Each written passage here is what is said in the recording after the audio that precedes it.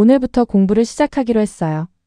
단단히 마음도 먹었고 공부할 책과 교재도 사두었죠. 그런데 막상 앉으니 책상 위에 지저분한 것들이 눈에 들어옵니다. 어수선하면 집중이 안 될 것 같아서 우선 정리부터 하기로 했어요. 책상을 치우다 보니 방 주변에 널려있는 옷가지들과 머리카락이 보이네요. 치우고 책상에 앉았죠. 이제 진짜 시작이에요. 근데 졸릴까봐 아이스 아메리카노 한 잔 타왔어요. 아이패드 거치대 각도도 다시 맞추고 유튜브로 공부할 때 듣는 음악도 검색해서 틀어주었죠. 책을 펴기까지 1시간이나 지나버렸네요. 근데 왜 피곤하고 졸린 걸까요? 분명 해야 할 일과 목표가 있지만 공부가 되질 않아요. 잘해보고 싶고 나는 왜 이렇게 의지가 약할까 싶지만 자책할 필요 없어요. 공부를 못하는 사람은 없습니다. 공부 앞에서 무너지는 사람이 있을 뿐이죠. 오늘은 그 이유를 설명해 드릴게요. 첫 번째, 공부를 시작하는 그 3분이 왜 이렇게 힘든 걸까요? 유독 공부 앞에서만 몸이 굳는 경험 해보신 적 있으시죠? 청소는 그냥 하고 요리도 그냥 하는데 책만 펼치려고 하면 이상하게 온몸이 버텨요. 심리학에서는 이걸 심리적 저항이라고 부릅니다. 우리 뇌는 불확실하고 평가받는 상황을 본능적으로 피하려고 해요. 공부는 그 두 가지가 동시에 있는 일이에요. 내가 모른다는 불확실함 그리고 결국 나를 평가받게 되는 상황. 뇌 입장에서는 위험 신호인 거예요. 그러니까 시작이 안 되는 건 게으름이 아니에요. 뇌가 자신을 보호하려는 거예요. 그 저항이 올라올 때 자책 대신 이렇게 생각해 볼 수 있어요. 아, 지금 내 뇌가 뭔가를 두려워하고 있구나. 무엇을 두려워하는지 알면 싸울 필요가 없어지거든요. 두 번째, 공부를 시작하기 전에 완벽한 환경을 만들려는 분들 있으시죠? 플래너를 새로 사고 공부 방법에 대한 유튜브를 찾아보고 책상을 정리하고 오늘의 계획을 세우고 그러다 보면 정작 공부할 시간이 없어요. 이걸 심리학에서는 준비 강박이라고 해요. 완벽한 조건이 갖춰지면 시작할 수 있다는 믿음이에요. 그런데 그 완벽한 조건은 사실 한 번도 오지 않아요. 왜냐면 준비하는 행동 자체가 시작의 불안을 잠깐 달래주거든요. 공부를 시작한 것 같은 기분이 드니까요. 그런데 실제로는 아직 시작하지 않은 거예요. 준비가 공부를 대신하고 있었던 거예요. 완벽하게 준비된 다음에 시작하는 사람은 없어요. 시작하면서 준비가 되는 거예요. 지금 이 순간 어수선한 책상도 괜찮고 완벽한 플래너가 없어도 괜찮아요. 그냥 한 줄이라도 읽는 것, 그게 시작인 거예요. 세 번째, 집중하려고 하는데 자꾸 딴 생각이 나요. 어느새 똑같은 줄을 5번째 읽고 있는데도 내용이 머리에 안 들어와요. 같은 페이지 위에서 눈만 움직이는 느낌이에요. 그 순간 드는 생각이 있어요. 나는 왜 이렇게 집중력이 없지? 그런데 집중력은 무한한 자원이 아니에요.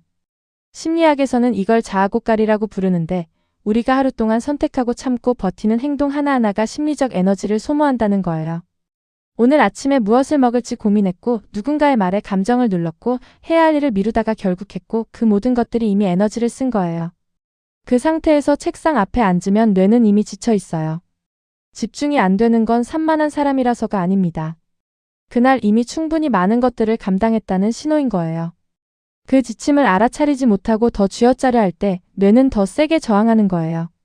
네 번째, 공부를 많이 한 날이 오히려 더 불안한 적 있으신가요? 했는데도 부족한 느낌, 오늘도 뭔가 빠진 것 같은 느낌, 열심히 했는데 잘한 건지 모르겠는 느낌. 바로 완벽주의가 만들어내는 함정이에요. 완벽주의는 높은 기준을 갖는 것이 아니에요. 어떤 결과도 충분하다고 느끼지 못하는 상태인 거예요.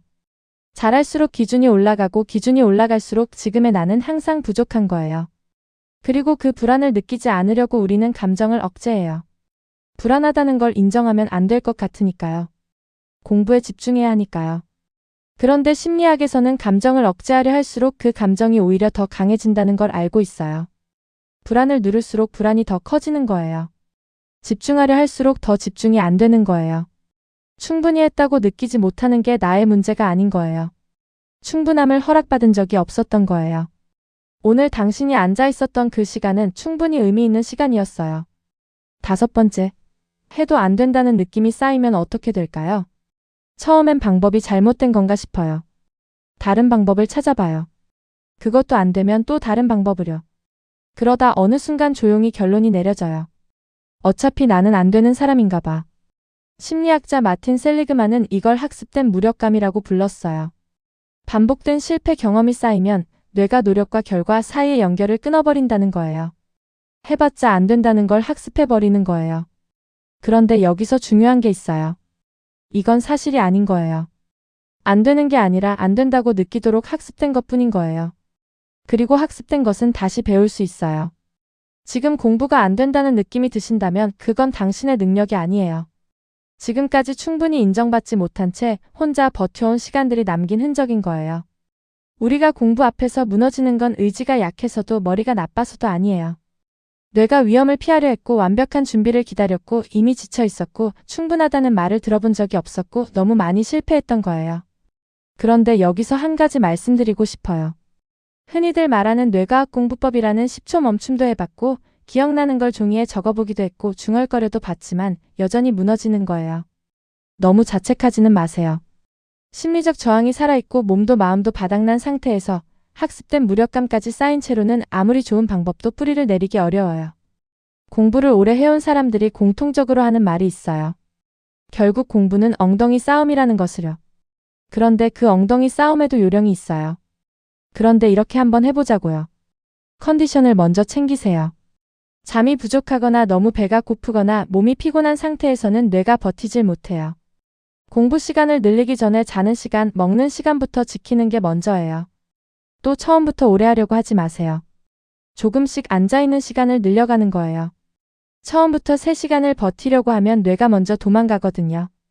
그리고 일단 책을 펴세요. 집중이 안 돼도 괜찮아요. 그냥 책만 먼저 펼쳐놓는 거예요. 동기부여는 시작하기 전에 오는 게 아니라 펼쳐놓고 나서 따라오는 거거든요. 내일 다시 책상 앞에 앉게 된다면 그때는 조금 다를 거예요. 뇌가 뭘 두려워하는지 알고 앉는 것과 모르고 앉는 건 전혀 다르니까요. 책을 펼쳤다면 그게 이미 시작이에요. 포기하지 않고 끈기 있게 한번 해보자고요. 혹시 본인만의 공부 시작 루틴이나 슬럼프를 극복한 방법이 있다면 댓글에 남겨주시고 함께 공유해요.